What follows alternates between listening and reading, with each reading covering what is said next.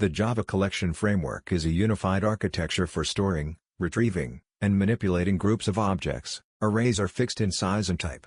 Collections are dynamic, flexible, and powerful, perfect for real-world use cases. At the top, we have the collection interface, divided into list, set, and queue. A list is an ordered collection that allows duplicate elements. Think of a playlist or a cart list.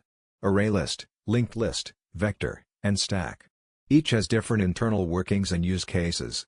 ArrayList, syntax and example: fast access, best for search-heavy tasks. LinkedList, syntax and example: better for frequent insertion/removal. Vectors: thread safe. Stack follows LIFO. Use them cautiously in modern applications. A set is an unordered collection that does not allow duplicates. Ideal for unique data like usernames. HashSet, fast, no order, linked HashSet, insertion order, TreeSet, sorted. Set example. A queue follows FIFO, first in, first out.